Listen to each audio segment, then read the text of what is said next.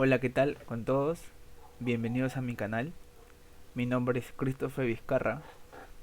Soy estudiante de Derecho de la Facultad de Derecho de la Universidad San Martín de Porres y a partir de hoy estaré subiendo videos sobre las fuentes románicas. Comencemos con las etapas del derecho romano, su importancia y la historia de Roma propiamente dicha. Acotamos en el número 1 el derecho antiguo que abarcó el año 753 a.C. al 450 a.C., que se extiende a lo largo de la monarquía y principios de la república. El punto número 2 sería el derecho preclásico del año 450 a.C. al 130 a.C., que se inicia con la publicación de la ley de las 12 tablas.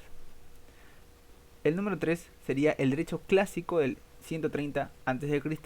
al 230 después de Cristo, que tiene un tiempo de vida desde finales de la República hasta finales del Principado. El número cuarto sería el derecho posclásico, del 230 después de Cristo al 527 después de Cristo, que se extiende a lo largo del dominado y tiene una fuerte influencia del cristianismo. El número quinto y el último es el derecho justiniano, del 527 después de Cristo al 565 después de Cristo. Esta se extiende en el Imperio de Oriente y coincide con el gobierno del emperador Justiniano. Tiene un importante trabajo recopilatorio realizado por Justiniano con repercusión hasta la fecha de hoy. Seguimos con la importancia del derecho romano. Bueno, para mí es importante porque es la base de nuestro derecho actual, y me atrevo a decir que no solo es la base del derecho peruano, sino de muchos países más. Es muy interesante el derecho romano porque, de mi punto de vista, es la fuente del derecho civil. Por ejemplo, en la materia familiar encontramos en el derecho romano conceptos como matrimonio, como nulidad, divorcio, adopción, patria potestad, entre otras. Para finalizar esta cuestión, quiero expresar que el derecho que actualmente conocemos no sería el mismo sin la gran base que es el derecho romano, ya que no solo nos enseña, sino que también nos hace seguir como sociedad para no cometer los mismos errores del pasado. Bueno, el Imperio Romano tuvo límites como toda cultura, como toda ciudad. Los límites del Imperio Romano en su apogeo serían las siguientes. El territorio del Imperio Romano abarcaba tres continentes: sur y oeste de Europa, el oeste de Asia y el norte de África. Dentro de sus límites quedaron Britania, la Galia, España, Suiza, los países situados al sur del río Danubio, Italia, Grecia, Turquía, Asia Menor y el norte de África. Existen tres tipos de sistemas jurídicos en el mundo, al menos los más importantes. Comenzamos con el sistema romano germánico, que a su vez también lo llaman civil law. El sistema jurídico romano germánico se basa en sus fuentes del derecho. En los sistemas del derecho civil, los códigos y leyes regulan todas las posibles eventualidades, y los jueces tienen un rol limitado en la aplicación del derecho al caso concreto. Seguimos con el sistema jurídico anglosajón.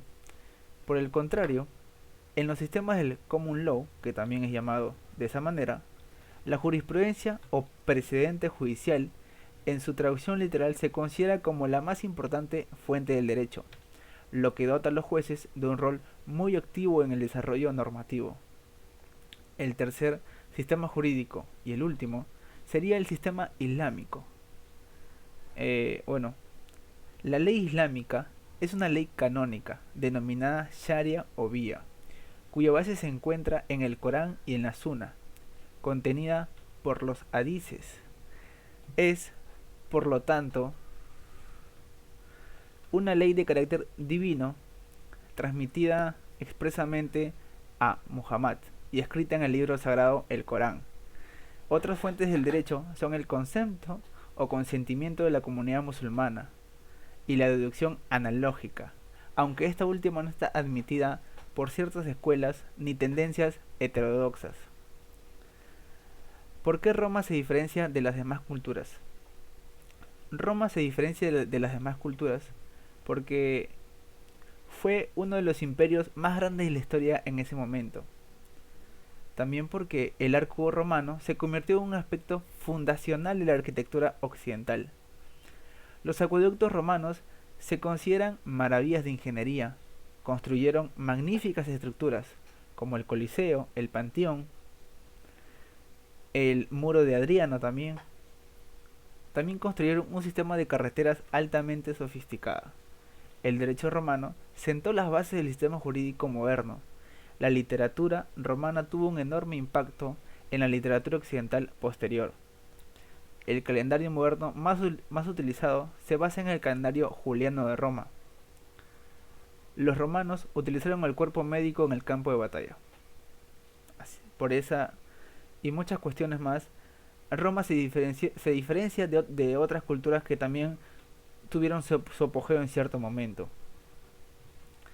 ¿Qué es el derecho romano o qué significa el derecho romano? El derecho romano es el conjunto de principios de derecho que rigió la sociedad romana en las diversas épocas de su existencia, hasta la muerte del emperador Justiniano. El estudio del derecho romano no ha cesado ni siquiera luego de que fueran adoptados los códigos napoleónicos por nuestro sistema legal. Aunque pareciera innecesario el estudio de estas leyes ya caducas, los jurisconsultos, tratadistas, abogados y estudiantes, y por la necesidad que tenemos de conocer la historia de la fuente principal del derecho que nos ocupa, por esto debemos estudiar el derecho romano. Motivos para estudiar la legislación romana o el derecho romano. Sería por utilidad histórica. El derecho francés tiene dos orígenes, el derecho romano y la costumbre. Del derecho romano fueron extraídas grandes partes del Código Civil y sin un conocimiento previo de este derecho no puede un abogado o un jurisconsulto emplearse a fondo sin ser más que un práctico y nunca llegando así a elevar su oficio a los niveles de ciencia y arte. El derecho romano debe ser estudiado como un modelo, como un paradigma, como un prototipo, ¿no?,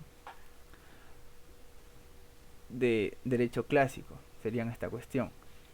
Sus jurisconsultos se distinguieron por una lógica notable y una gran firmeza de análisis y de deducción.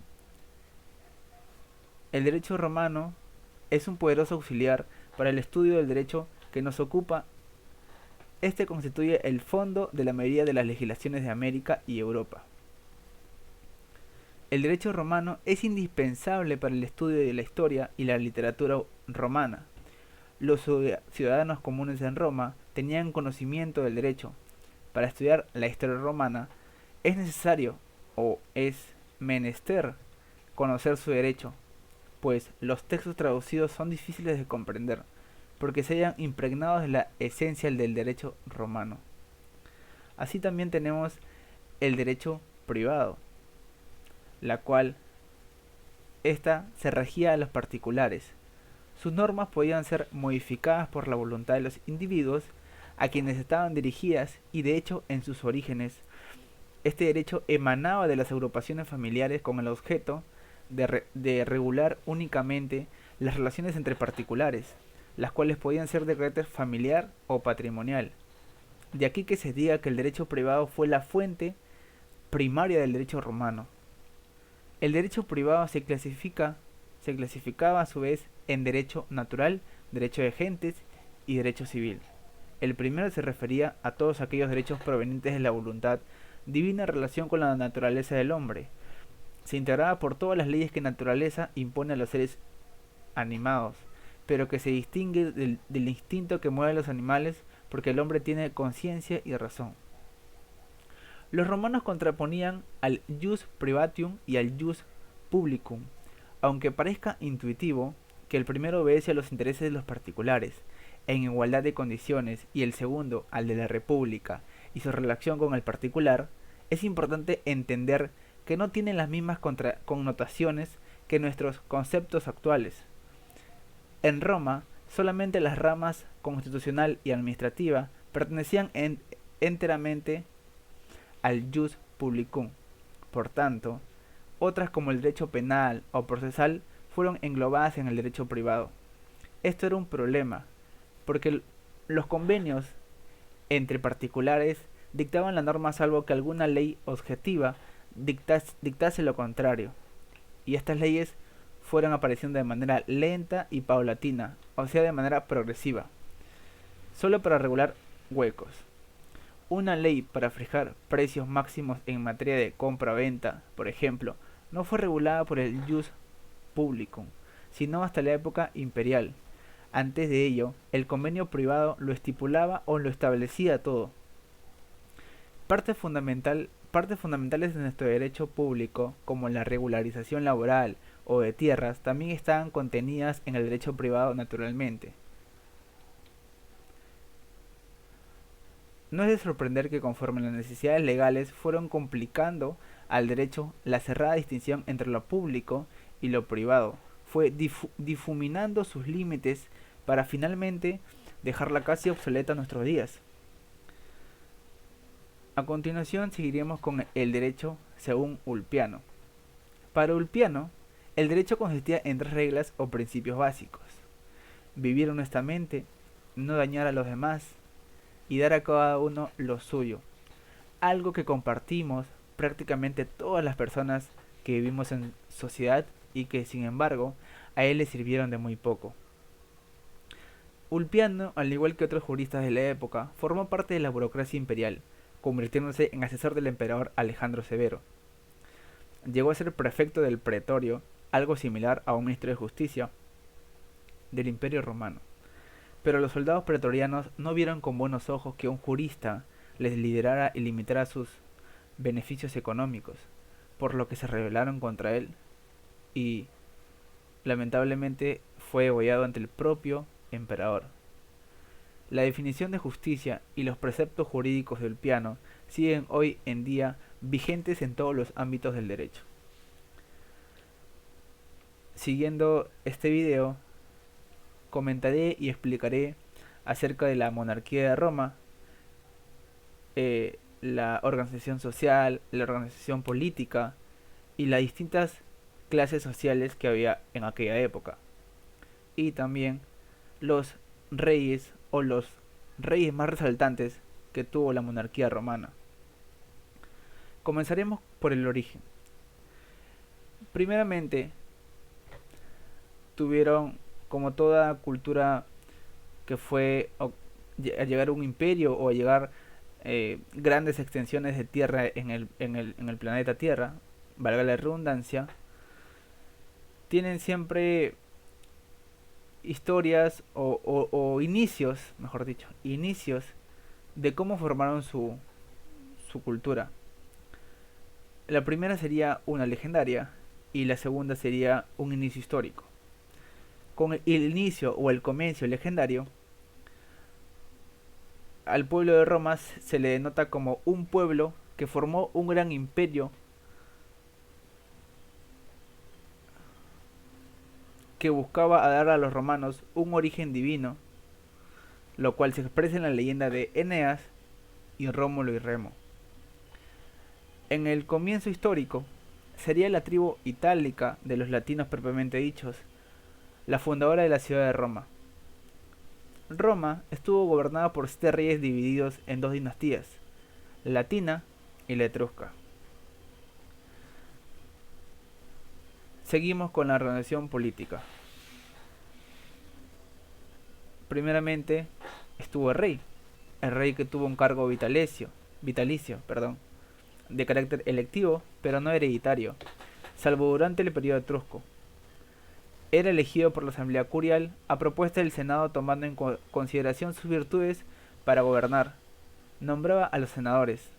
Era la máxima autoridad militar, judicial y religiosa. Proseguimos con el Senado. El Senado era un órgano, en la época de la monarquía, era un órgano de carácter solamente consultivo del rey.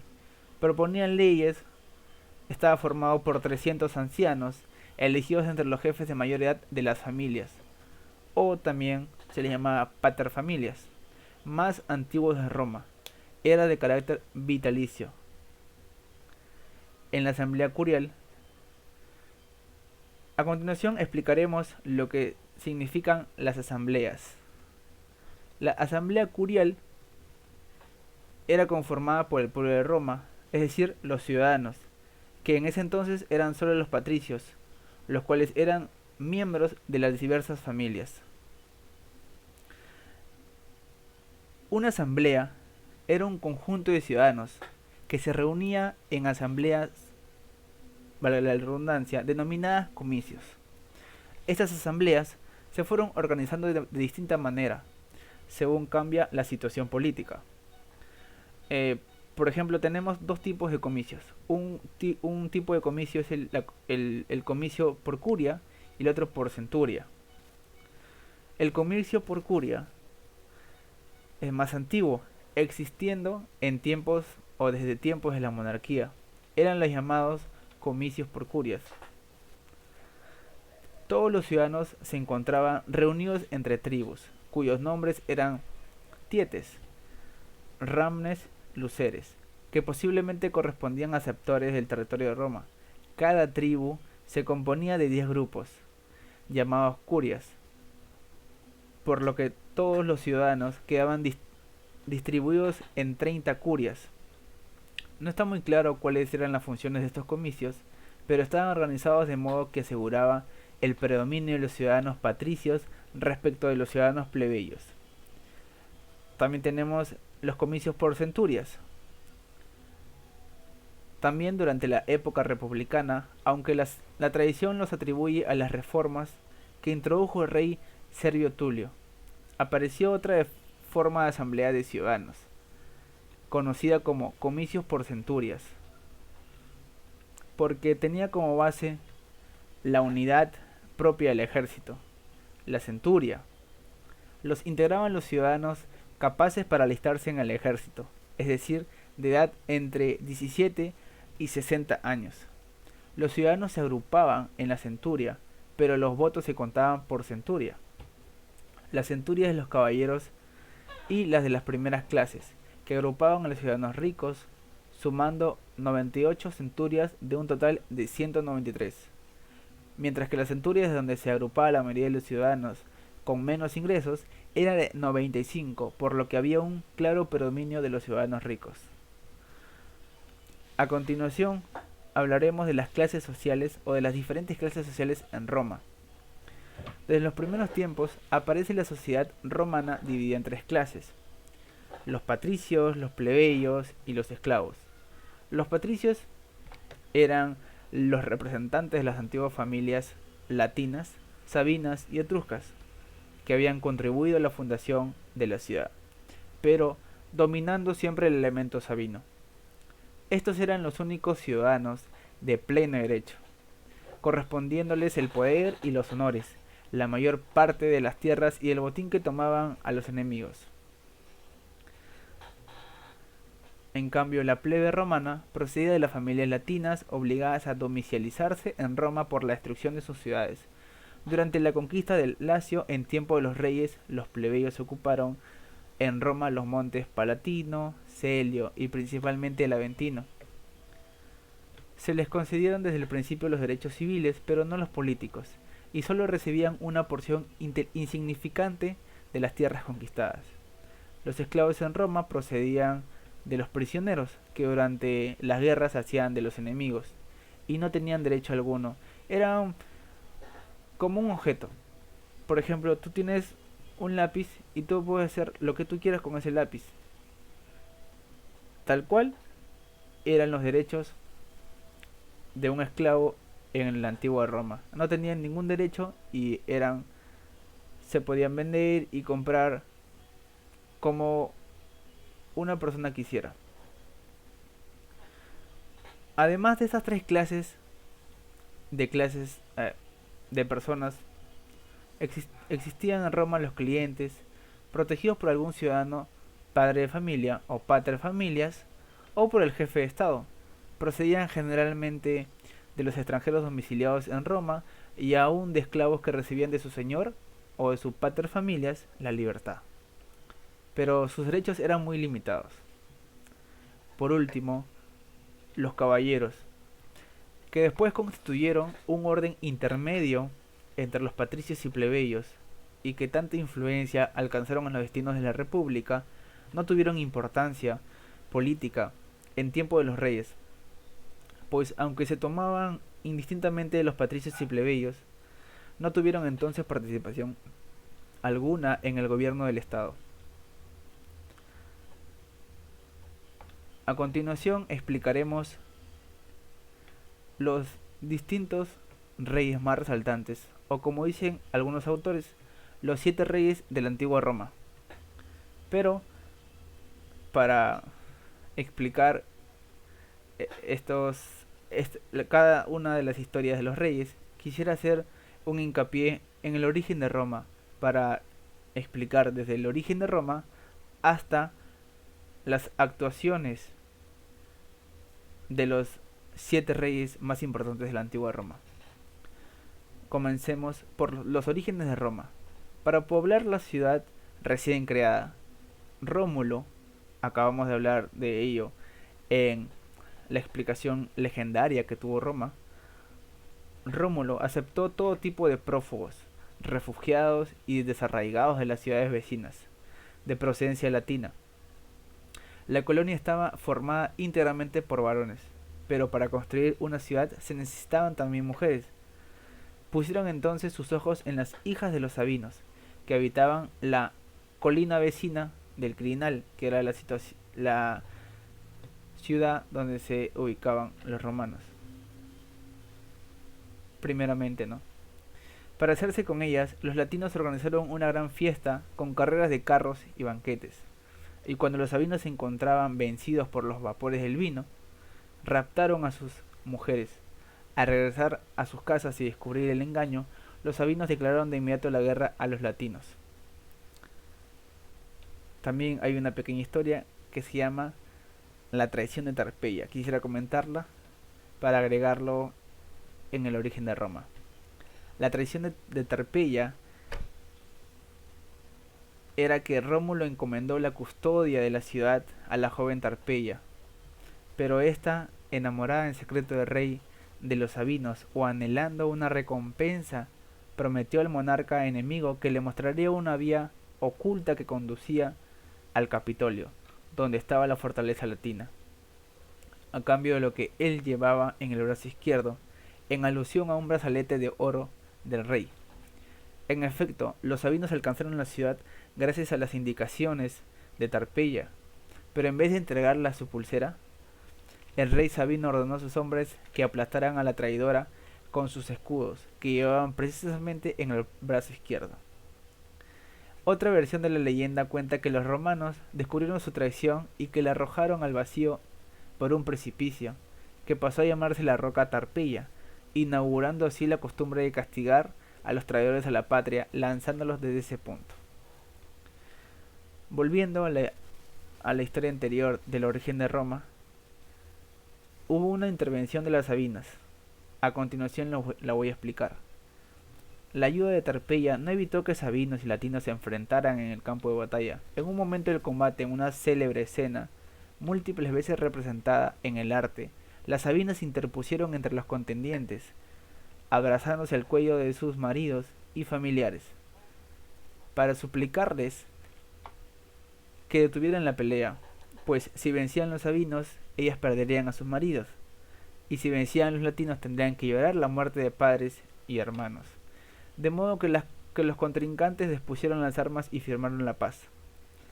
Con esta leyenda ilustraban los romanos que su ciudad había nacido de la unión de dos pueblos, latinos y sabinos, a lo que pronto se sumó un tercer elemento, los etruscos, un pueblo muy avanzado que poblaba la actual Toscana y que poseía importantes intereses comerciales en la región del Lacio. Proseguimos con la explicación de cada actuación o relevancia que tuvo cada cierto rey. Por ejemplo, Rómulo, desde la fundación hasta el advenimiento de la República, que fue en el año 509 a.C. Roma fue gobernada por 7 reyes, contando a Rómulo como el primer rey. El segundo rey sería Numa Pompilio, el Piadoso. El primer sucesor de Rómulo fue Numa Pompilio, de origen sabino, hombre severo y piadoso. Fue el fundador de la religión romana. Numa Pompilio enseñó a los romanos la forma en la que debían rendir culto a sus dioses. Estableció el calendario sagrado e instituyó las principales ceremonias religiosas, siguiendo las instrucciones que, según decía, cada noche le dictaba una ninfa llegada desde el Olimpo. Fue además un rey pacífico. Durante todo su reinado, el templo de Jano, que solo se abría en tiempos de guerra, permaneció cerrado, algo que solo ocurriría otras 2 veces en la historia de Roma. El tercer rey sería el rey Tulio Hostilio, que también le llamaban el guerrero. Por el contrario, el recuerdo de su sucesor, Tulio Hostilio, ha quedado asociado al de un gran guerrero, que organizó militarmente a los romanos y les enseñó a pelear, conquistando Alba Longa, la ciudad más importante del Lacio, mediante un duelo singular entre Horacios y Curacios, 2 tríos de hermanos gemelos, que se decantó a favor de los primeros y amplió considerablemente el territorio de Roma. El cuarto rey sería Anco Marcio. Tulio Hostilio murió a manos de Anco Marcio, que fue nieto de Numa Pompilio, que le sucedió en el trono. Anco Marcio incorporó a Roma a los habitantes de varias ciudades latinas y amplió los límites de la ciudad. Construyó el puerto de Ostia e hizo que, por vez primera, Roma llegara al mar. Suyo es el primer puente de madera sobre el Tíber y la primera cárcel, consecuencia inevitable del crecimiento progresivo de la ciudad y con él de sus problemas. Roma iba dejando poco a poco de ser un núcleo pastoril y agrario, porque la ciudad estaba situada estratégicamente junto al principal vado del Tíber, y era un lugar de intensa actividad económica, de modo que los romanos comenzaban a enriquecerse con el comercio. Después del rey Anco Marcio, Roma ya empieza a crecer. Lo explicaremos de esta manera. Un siglo después de su fundación, el primitivo núcleo de pastores había ido creciendo hasta convertirse en una ciudad digna de tenerse en cuenta.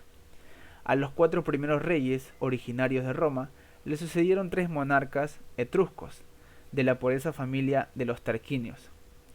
Por contraste, con sus rústicos predecesores latinos y sabinos, los reyes etruscos provenían de una cultura mucho más avanzada y mostraron a los romanos las ventajas del comercio y la industria. La historia y la actuación del rey Tarquinio Prisco, que tal cual fue el 5º rey de Roma, fue un rey culto e inteligente, que se ganó la voluntad de los romanos mediante dádivas, y dicen que fue el primero en dirigir un discurso al pueblo pidiéndole su nombramiento. Para celebrar su triunfo y contentar a la plebe, que era el pueblo romano, organizó los primeros juegos en el actual emplazamiento del Circo Máximo, inaugurando una costumbre que no se interrumpió desde entonces.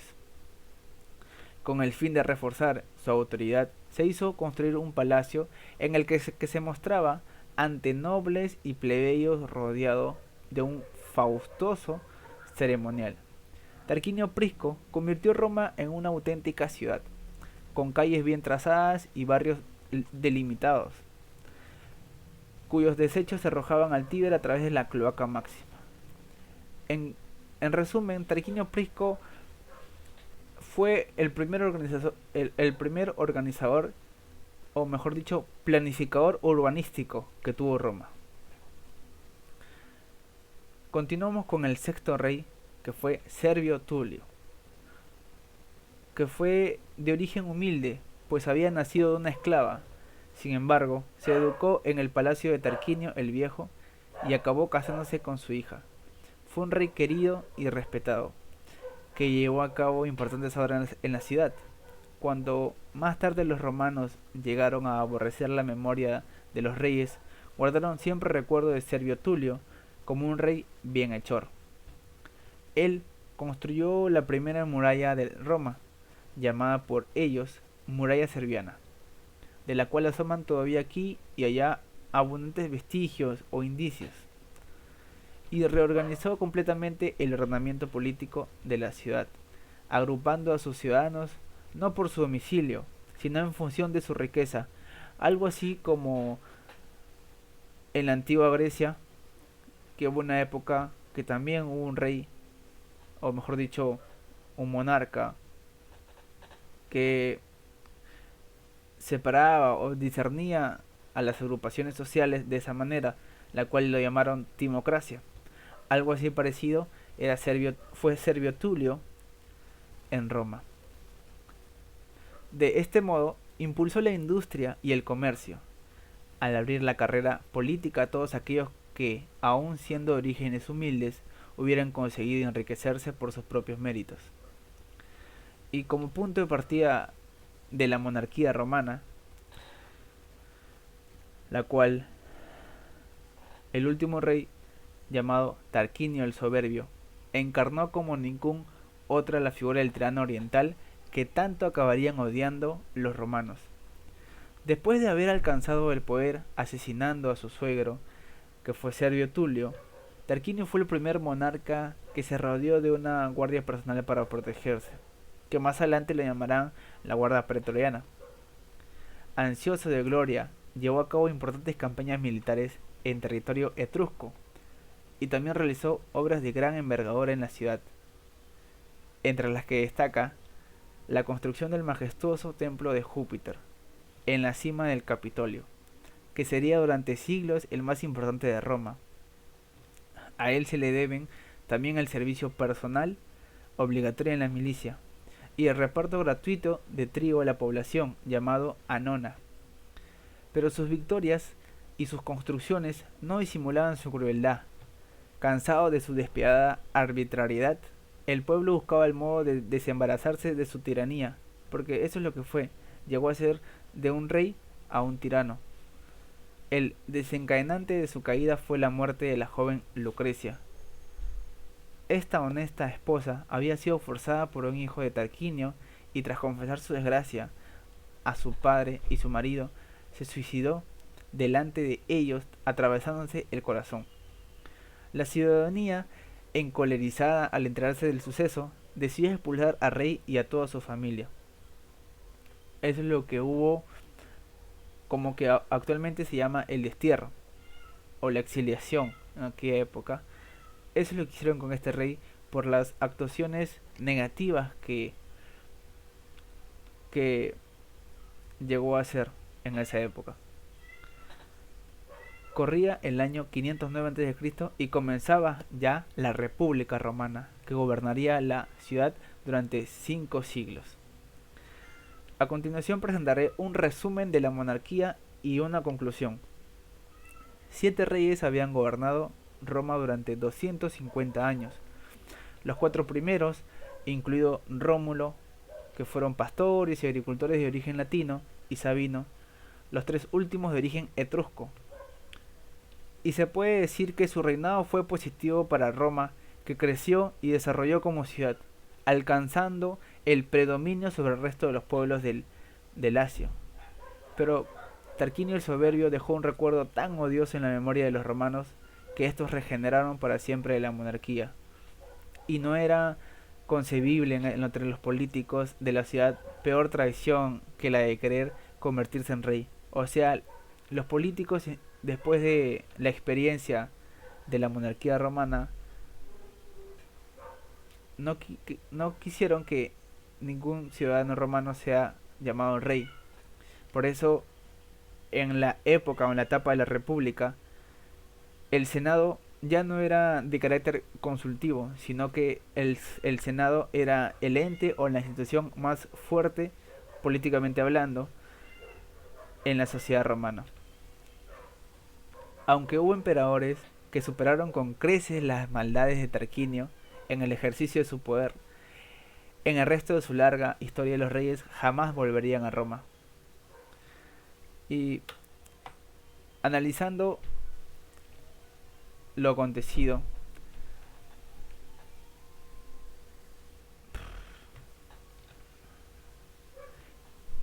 y eso sería todo al público presente. Y muchas gracias por ver mi video y espero que se le haya agregado un poco más de conocimientos. Y nada, muchas gracias.